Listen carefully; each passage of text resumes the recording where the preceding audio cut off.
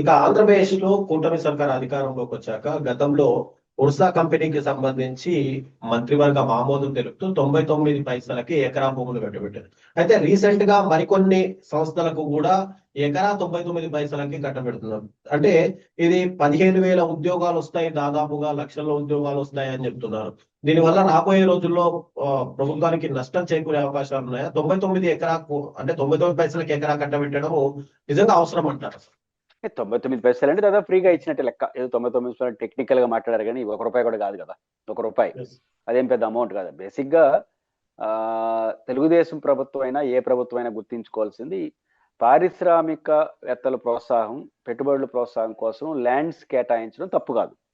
అయితే ల్యాండ్స్ కేటాయింపుకి ప్రామాణికం ఏమిటంటే మనం కేటాయించే కంపెనీ పునరుత్పాదకతను పెంచాలి, మరిన్ని ఇన్స్టిట్యూషన్స్ రావడానికి మూలంగా మారాలి.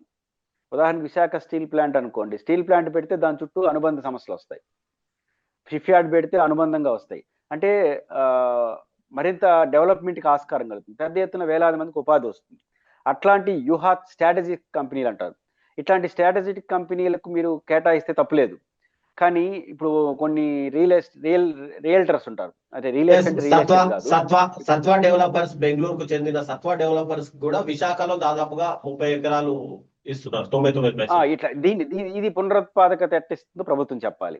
రెండోది ఇప్పుడు సేల్స్ జరుగుతుంటాయి. ఇప్పుడు ఉదాహరణకు వలస వాళ్ళు పెట్టారు కదా. ఇట్లాంటి కంపెనీలు వాళ్ళ పని ఏంటి? వాళ్ళ పని అంటే మోరు, రిలయన్స్ లాంటి మార్ట్లే కదా. దానికి అదే ఉత్పాదకత ఇదో ఏడవసరం పెట్టుకుంటాడు, పైపించి ఇమీడియట్ గా లాభాలు వస్తాయి. కానీ ఇట్లాంటి వాణిజ్యాన్ని చేసే వాళ్ళకి కూడా ఉచితంగా ఇవ్వాల్సిన అవసరం వచ్చింది. రియల్ మార్కెట్ రేట్ ప్రకారం ఇవ్వాలి. కాబట్టి మీరు ఇచ్చే కంపెనీలకు ఒక వైట్ పేపర్ రిలీజ్ చేసి ఆ కంపెనీ పునరుత్పాదకత కారణం అవుతుందా, ఇంకోటి లింక్ కంపెనీలు తీసుకొస్తుందా, మూడోది పెద్ద ఎత్తున ఉపాధి జనరేట్ కావాలి. మీరు జనరలైజ్ చేసి మీరు ఏ కంపెనీకి ఇస్తున్నారు, ఆ కంపెనీ స్వభావం ఏంటనేది బట్టి ఉత్పత్తి ఉంటుంది.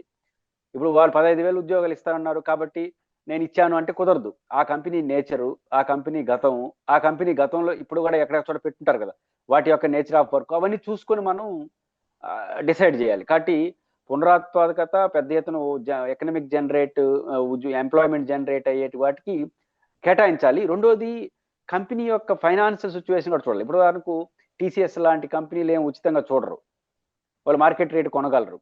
ఇక్కడ చూడాలి, మనకు ఫెసిలిటేటర్గా ఉండాలి. అట్ ద సేమ్ టైం ఆ కంపెనీ యొక్క స్ట్రెంత్, మన ప్రకృతి వనరులన్నీ ఇప్పుడు ఇచ్చేసాం అనుకోండి, రేపు ప్రభుత్వ అవసరాలు ఎట్టుంటాయి అంటే వీటిని కూడా ప్రభుత్వం పరిగణలో తీసుకొని ఒక హేతుబద్ధంగా చేయాలి. హేతుబద్ధంగా చేయకపోతే ఏమవుతుందంటే దీని వెనకాల ఏమన్నా వ్యవహారాలు ఉన్నాయా అనే అనుమానానికి దారితీస్తుంది.